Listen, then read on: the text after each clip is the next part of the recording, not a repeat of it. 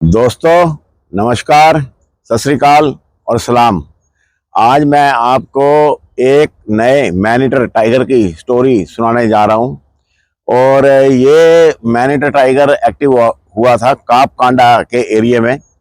और दरअसल इस टाइगर का जो जन्म था ये किशनपुर वाइल्ड लाइफ सेंचुरी में हुआ था। और जो किशनपुर वाइल्ड लाइफ सेंचुरी है वो दुधवा टाइगर रिजर्व का ही एक हिस्सा है। और इस वहीं दुधवा नेशनल पार्क भी है।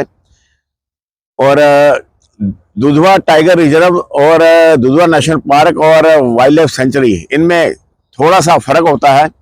और मेन फर्क मैं आपको ये बता देता हूँ कि जो वाइल्ड लाइफ सेंचुरी होती है उसमें जो ह्यूमन होते हैं, आसपास के जो गांव होते हैं, उनको जलाने की लकड़ लाने और अपने जानवरों को चलाने की थोड़ी परमिशन होती है, लेकिन थोड़े आउटर एरिया में और दिन के एरिया में वहाँ पर टूरिस्ट भी आते हैं, लेकिन नाइट स्टे की डीप फॉरेस्ट में कोई ऐसी व्यवस्था नहीं होती।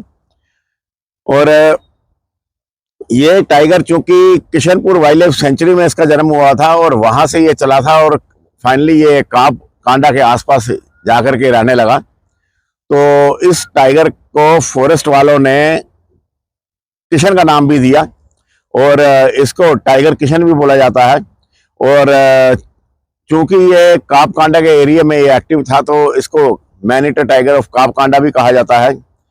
सन 2006 में इस टाइगर का किशनपुर वाइल्ड लाइफ सेंचुरी में गर्मियों के समय में इसका जन्म हुआ था। और एक शेरनी ने 3 बच्चों को जन्म दिया था और उसके 2 बच्चे 3-4 महीने के होते होते चल बसे थे, तो केवल एक मेल बच्चा ही बचा था। और उस मेल बच्चे को इस शेरनी ने बड़े लाड़ प्यार से पाला, जैसे कि अमूमन हर माँ अपने बच्चे को पालती है। गुलदारों से, लकड़बग्गों से और गीदड़ों से, और यहाँ तक कि जो दूसरे मेल टाइगर होते हैं उनसे भी इन बच्चों को सदा खतरा रहता है। तो उन सब से बचा करके इसने इसका पालन पोषण किया। और ये टाइगर जो मेल टाइगर था, जब ये करीब करीब 2 वर्ष का हो गया तो एक दूसरे डोमिनेंट मेल टाइगर ने इसको इसकी माँ के पास से भगा दिया, क्योंकि वो जो मेल टाइगर था वो मेटिंग के फेर में इस फीमेल टाइगर की तरफ आकर्षित हुआ था। और जब कोई डोमिनेट मेल टाइगर किसी फीमेल के फेर में होता है तो अगर उसके बच्चे उसके पास होते हैं तो वो उनको मार डालता है। और ये इतना छोटा बच्चा नहीं था कि अपनी रक्षा नहीं कर सकता। हालांकि ये उससे लड़ाई तो नहीं कर सकता था क्योंकि अभी ये छोटा था, और लेकिन इतना छोटा भी नहीं था कि ये अपना शिकार खुद कर सके। दोस्तों, ये जो टाइगर का जो मेल बच्चा होता है वो फीमेल बच्चों से थोड़ा पहले एक्टिव हो जाता है।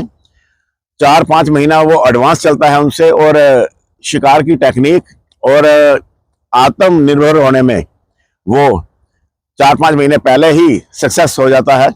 और जो फीमेल होती हैं वो करीब 2.5 वर्ष तक अपनी माँ के साथ रहती है। और प्रॉपर जो फीमेल होती हैं वो अपनी माँ से प्रॉपरली शिकार करने के सारे गुण सीखती हैं, जो कि उनको आगे भी काम आएगा, क्योंकि कुदरत के द्वारा ये नियम बनाया गया है कि ये जो फीमेल है ये आगे बच्चों को जन्म देगी। और इसलिए बच्चों को पालन पोषण के लिए उसको सही ढंग से शिकार की टेक्निक आनी चाहिए। लेकिन जो मेल होते हैं ये अक्सर 2 वर्ष के होते होते ये रोमिंग करते हैं, घूमते हैं, एरिया को देखते हैं, एक्सप्लोर करते हैं। और इसी चक्कर में ये जो मेल टाइगर होते हैं ये मारे भी जाते हैं, क्योंकि अभी ये पूरी तरह से ट्रेन नहीं हुए होते और अपनी माँ को छोड़ करके निकल जाते हैं। और ये जो मेल टाइगर था ये भी अपनी माँ को छोड़ करके चला गया, या उस डोमिनेंट मेल टाइगर के द्वारा भगा दिया गया। कुछ दिनों तक तो ये अपने माँ के आसपास अराउंड एक दूरी बना करके रहता रहा, लेकिन इसकी प्रेजेंट को उस डोमिनेंट मेल टाइगर ने बर्दाश्त नहीं किया और फाइनली इसको वहां से खदेड़ कर ही उसने दम लिया। और ये मेल टाइगर जब अपनी माँ के एरिया को छोड़ करके फाइनली आगे चला गया तो एक दूसरे टेरिटरी के टाइगर के साथ इसकी भिड़ंत हुई और उसमें ये थोड़ा सा घायल भी हुआ और वहां से जान बचाकर ये भागा और फाइनली ये टाइगर कापकांडा के जंगलों के आसपास जाकर के रहने लगा। और कापकांडा का जो इलाका है वो वहां पर गन्ने की खेती भी होती है। और ये जो दुधवा पार्क है या दुधवा टाइगर रिजर्व है और जो वाइल्ड लाइफ सेंचुरी है ये किशनपुर की, इसके आसपास गन्ने की खूब खेती होती है और यहाँ पर इन गन्ने के खेतों में प्राय टाइगर रहते हैं और कई शेरनियां भी इन गन्ने के खेतों में जन्म देती हैं और इसलिए इनका इंसानों के साथ में अक्सर टकराव होता रहता है। और पूरे हिंदुस्तान में सबसे ज़्यादा जो मैन ईटिंग की या मैन किलिंग की जो घटनाएं टाइगर के द्वारा की जाती हैं वो इसी इलाके में की जाती हैं। दुधवा हो गया, पीलीभीत हो गया या किशनपुर हो गया, इन इलाकों में ही होती हैं और सबसे ज़्यादा मैन ईटर टाइगर यहीं इस्टेब्लिश होते हैं। और दूसरे नंबर पर मैन ईटिंग और मैन किलिंग की जो घटनाएं हैं वो सुंदरवन जो कि वेस्ट बंगाल में है, बांग्लादेश के पास, वहां पर की जाती हैं। और तीसरे नंबर पर जो सबसे ज्यादा मैन ईटर टाइगर डेवलप होते हैं वो होते हैं तराई का वो इलाका जो कि कॉर्बेट पार्क के आसपास का इलाका है यहाँ पर। और वैसे तो राजस्थान और एमपी में भी टाइगर के द्वारा मैन ईटिंग मैन किलिंग की घटनाएं होती रहती हैं, लेकिन अगर कंपेयर करें तो सबसे ज्यादा दुधवा पार्क में बहुत ज्यादा मैन ईटर टाइगर होते हैं और हर साल दो तीन टाइगर यहाँ पे एक्टिव रहते ही हैं। अभी आज के दिनों में ही अभी 1-2 दिन पहले ही एक टाइगर को पकड़ा गया है जिसने 6-7 इंसानों को मार दिया था और फॉरेस्ट डिपार्टमेंट पूरे जोरों से लगा हुआ था उसके पीछे। खैर मैं अपनी स्टोरी पे वापस आता हूँ दोस्तों। ये जो मेल टाइगर था ये कापकांडा के इलाके में रहने लगा और ये घायल होकर के भागा था एक टाइगर के साथ भिड़ंत में। और एक गिरे हुए पेड़ की शाखाओं के नीचे, उसकी ब्रांचों के नीचे एक छाया सी बन गई थी, एक ओट बन गई थी, छतरी सी बन गई थी और उसके नीचे लेटा हुआ ये अपने जख्मों को चाट रहा था और 3-4 दिन का ये भूखा था। और कापकांडा के इलाके के 3 लकड़हारे लकड़ काटने के लिए उस गिरे हुए पेड़ की तरफ बढ़े। वो अपने गांव से चले थे जलाने की लकड़ लाने के लिए।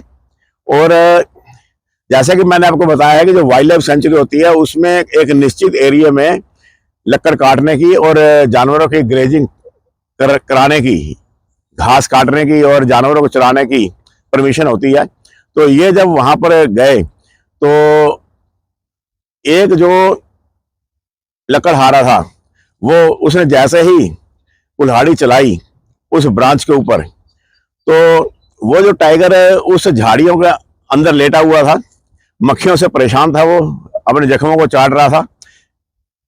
उसने पहले तो इनकी तरफ कोई ध्यान ही नहीं दिया, उसको लगा कि ये इंसान आया है और ये अपना निकल जाएगा।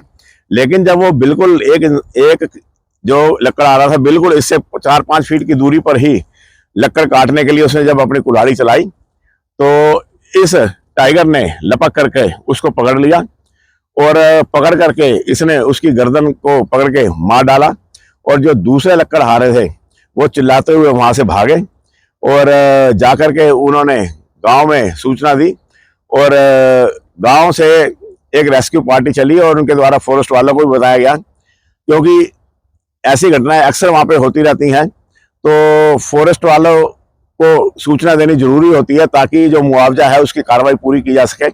और जब फॉरेस्ट डिपार्टमेंट 3-4 घंटे के बाद में गांव वाले के साथ वहां पहुंचा तो इस टाइगर के द्वारा उस लकड़हारे की आधी बॉडी को खा लिया गया था। और इस प्रकार इस कापकांडा के मेल मैन ईटर टाइगर का यह पहला शिकार था। और दोस्तों इसके बाद में इस टाइगर के द्वारा जो दूसरा शिकार किया गया उसकी स्टोरी मैं आपको बताता हूं। ये जो मेल टाइगर था इसने अपने जख्मों को करीब 1 महीने के अंदर चाट करके ठीक कर लिया था और उस इंसान के रूप में इसको खाने को फूड भी मिल गया था और छोटे मोटे शिकार भी करता रहा था वहां पर, क्योंकि गन्ने के फेर में जो जंगली सूअर होते हैं, जो हिरन होते हैं, वो भी अक्सर गन्ने के खेतों में आते रहते हैं। और ये जो मेल मैन ईटर टाइगर था इसको इंसान की कमजोरी का पता चल गया पहला शिकार करने से और इसको इस बात की जानकारी होगी कि ये जो इंसान है इसमें कुछ भी ताकत नहीं है और वो ऐसे ही इनसे घबराता रहता था। और इस प्रकार एक नई चीज इस मैनीटर टाइगर ने सीखी और यहीं से इसके मन में मैन किलिंग की और मैन ईटिंग की भावना जागी। और ये जो मेल मैन ईटर टाइगर था ये वहीं गन्ने के खेतों में और उस आसपास के जंगलों में ये घूमने लगा। और ये जो दूसरी घटना हुई है वो घटना हुई थी दोस्तों 2 जनवरी सन 2009 को। और इस दिन कापकांडा का रहने वाला पिंटू जो कि दिन के 11 बजे अपने खेतों की तरफ अपने 3-4 और साथियों के साथ काम करने गया था। और जिस खेत में ये पिंटू काम कर रहा था उस खेत के बगल में ही गन्ने के खेत थे। और ये 3-4 साथी आपस में काम करने लगे और पहले तो आपस में बातें भी करते रहे कुछ देर तक और बाद में थोड़ी थोड़ी इनमें गैप बढ़ गया और करीब करीब 20-20 गज का करीब 50-60 फीट का इनमें आपस में गैप हो गया और ये अपना काम करने लगे। और इतने में जो पिंटू था वो गन्ने के खेत से कोई ज़्यादा दूर नहीं था, वहां से करीब 100 या 80 फीट की दूरी पर वो बैठा काम कर रहा था। और इतने में उसको गन्ने के खेतों के अंदर से बड़े जोरों से सूअर के चिल्लाने की आवाज़ आई और वो खड़ा होकर के उस दिशा की तरफ देखने लगा, उस गन्ने के खेत की तरफ। और तभी उसने देखा कि 2 जंगली सूअर जो कि किशोरावस्था के थे, फुल ग्रोन नहीं थे, बड़ी तेजी से उसकी तरफ ही भागते हुए आ रहे हैं। और उसके हाथ में फावड़ा था जिसे कस्सी भी बोलते हैं। उसने हाथ में उसको लहरा करके उन सूअरों को पैर पटक करके उनको डराने की कोशिश की। तो इस बात का उसने ध्यान ही नहीं दिया कि उन सूअरों के पीछे एक टाइगर भी लगा हुआ है और ये वही टाइगर था जिसने कि उस लकड़हारे को मारकर खाया था, कापकांडा का मैन ईटर टाइगर।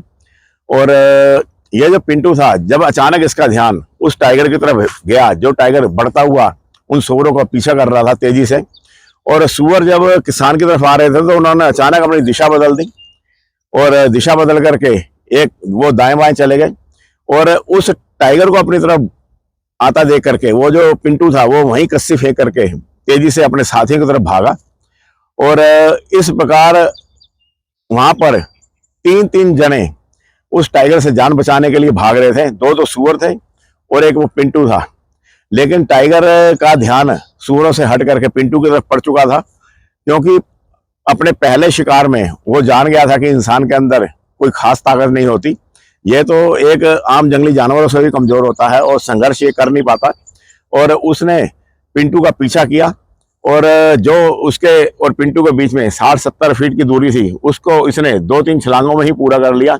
और उसके बाद में उसने एक छलांग ली और पिंटू की सीधे सिर पर सवार हो गया और पिंटू मुंह के बल जमीन पर जा गिरा और उसके मुंह से एक चीख निकली और उसकी 10 दिशाएं वहीं पर पूरी हो गई। और उसको इस प्रकार टाइगर के द्वारा हमला करते देख उसके जो साथी थे पहले तो भाग करके दूर गए और जब थोड़ा सा डिस्टेंस बन गया तो वहां से शोर मचाने लगे। लेकिन जब उन्होंने पीछे मुड़कर देखा तो उन्होंने केवल इतना देखा कि वो टाइगर जो था वो पिंटू को घसीट करके गन्ने के खेत के अंदर ही जा रहा है और गन्ने के खेत में अंदर 1 सेकंड के अंदर ही वो गायब हो गया। और उसके साथी गांव में गए और वहां पर से रेस्क्यू पार्टी चली, ठीक वैसे ही जैसे कि अक्सर होता है।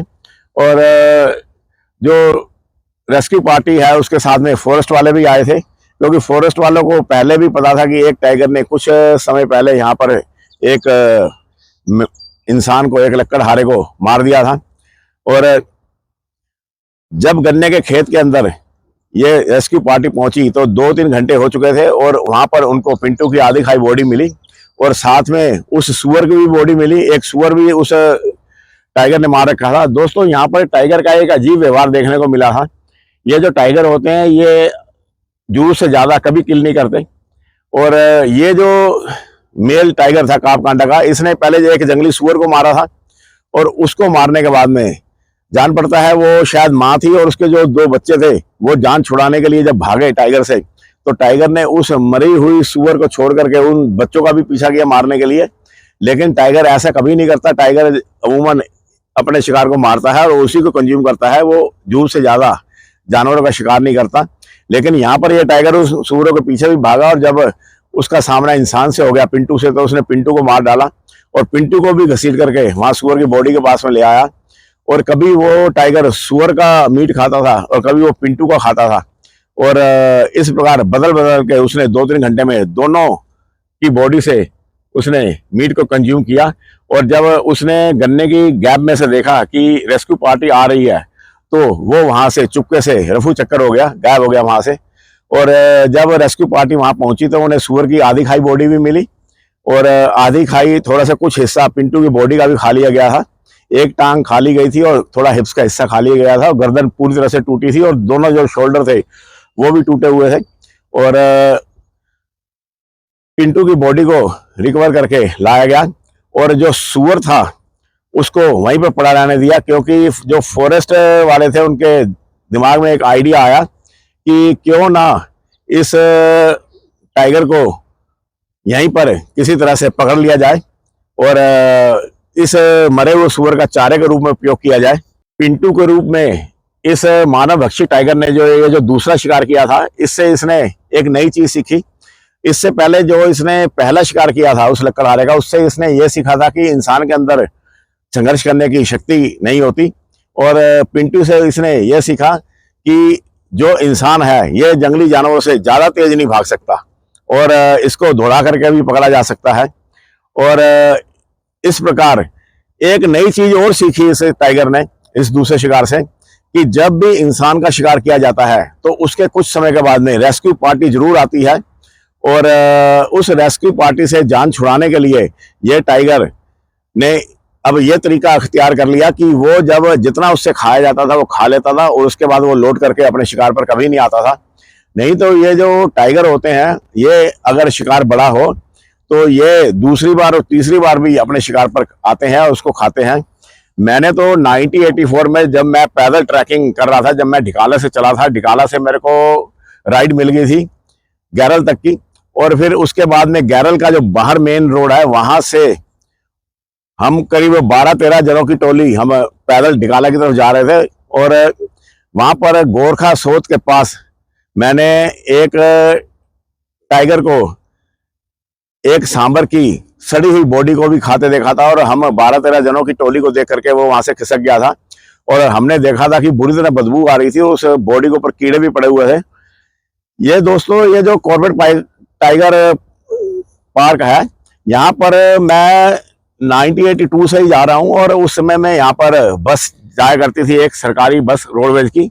और जब बस का टाइम निकल जाता था तो आप पैदल भी जा सकते थे, पैदल की पूरी परमिशन थी। और आजकल जैसा वक्त नहीं था ये। खैर मैं अपनी स्टोरी पे वापस आता हूँ दोस्तों। और इस प्रकार ये जो टाइगर था ये बेहद चालाक हो गया था और ना तो ये शिकार पर वापस लौट के आता था। और ये टाइगर अपनी लर्निंग अवस्था में था, क्योंकि इसकी उम्र करीब 2.5-3 वर्ष की थी उस समय में। और ये सीख रहा था शिकार को और इसने मैन ईटिंग और मैन किलिंग ही सीख ली। और इस प्रकार इसने पिंटू के रूप में दूसरा शिकार किया। और जो फॉरेस्ट डिपार्टमेंट था उसने जो खेत था, जिस खेत के अंदर उनको सुअर की बॉडी मिली थी, उसके चारों तरफ देखभाल करके उन्होंने देखा तो उनको टाइगर का पगमार्क मिले। टाइगर के पगमार्क बाहर निकलने के नहीं थे, अंदर घुसने के टाइगर के पगमार्क थे। और सिर्फ अंदर घुसने और बाहर निकलने के जो पगमार्क थे वो उसी इलाके में थे जहां पर उसने पिंटू को मारा था। और वहां पर संघर्ष के निशान भी थे, लेकिन उसके ऑपोजिट दिशा में या उसके लेफ्ट या राइट कहीं भी टाइगर के जाने के निशान नहीं थे। और इस तरह से खोजी दल था जो फॉरेस्ट डिपार्टमेंट का, उन्होंने ये आइडिया लगाया कि ये टाइगर अभी भी उस गन्ने के खेत के अंदर ही है। और उन्होंने उस गन्ने के खेत के चारों तरफ एक जाली लगा दी, नेट लगा दी। और ये जाली बड़ी कारगर साबित होती है। इसका प्रयोग सबसे पहले जो सुंदरवन पार्क है, नेशनल पार्क है, वहां पर इसका प्रयोग किया गया था और उसके बाद से इसका प्रयोग अब अक्सर किया जाता है। और जो सुंदरवन नेशनल पार्क है वहां पर जो आइलैंड है और टाइगर आइलैंड जंगल में से निकल करके गांव में आ जाते हैं, तो वहां पर एक जाली लगा दी जाती है। और वहां पर कई पानी के इतने छोटे चैनल हैं कि 20-20 फीट के, उसके बीच में से जब नाव निकलती है मछली पकड़ने वालों की, तो टाइगर अक्सर किनारे से जंप करके या तैर करके नाव के ऊपर से इंसानों को खींच लेता है। तो वो अचानक ना आए तो वहां पर नायलॉन की एक जाली लगाई जाती है ताकि वो पानी के अंदर एकदम से ना उतर पाए। और इस प्रकार ये बैरियर का काम करती है। और इसी प्रकार यहाँ पर भी नायलॉन की चारों तरफ एक जाली लगाई गई ताकि टाइगर अंदर ही रहे। और लेकिन वो टाइगर इन शिकारी दल की सोच से भी ज्यादा चालाक निकला। उसने जो पानी की एक चैनल था, बहुत ज्यादा गहरा नहीं था, वो सिर्फ 8-10 इंच का चैनल था, और 8-10 इंच का उसके अंदर गैप बन गया था, और उस 8-10 इंच के गैप में से तो शेर निकल नहीं सकता था। लेकिन उस चालाक टाइगर ने अपने पंजों से खोद करके उसको गहरा किया, चौड़ा किया, और उसके नीचे से सांप की तरह रेंग करके वो निकल गया। और जो फॉरेस्ट वाले थे उनको इस बात का पता ही नहीं चला कि टाइगर निकल गया है, और उन्होंने वहां पर ला करके एक पिंजरा लगाया, और पिंजरा लगाने के बाद जब वो वापस जा रहे थे तो उनको वो चैनल पे जहां से वो टाइगर निकला था खोद करके, वहां पर टाइगर के जाने के निशान मिले। तो वो हैरान हो गए कि पंछी तो निकल गया पिंजरे में से, मतलब कि टाइगर तो निकल गया है। और इस प्रकार ये फॉरेस्ट वालों का ये टाइगर पकड़ने का अभियान कैंसिल हो गया। और फॉरेस्ट वालों को भी एक नई चीज ये देखने को मिली। ये टाइगर का एक बिल्कुल नया बिहेवियर था कि टाइगर पंजों से खोद कर भी सांप की तरह जमीन में जगह बना करके निकल के जा सकता है। और लेकिन फॉरेस्ट वालों ने जो आसपास जो गांव के इलाके थे वहां सबको अलर्ट कर दिया, और वहां चेतावनी के बोर्ड लगा दिए, और उनको बताया गया कि किस प्रकार उनको टाइगर से अपनी रक्षा करनी है, और किस प्रकार गन्ने के खेतों में उनको जाना है।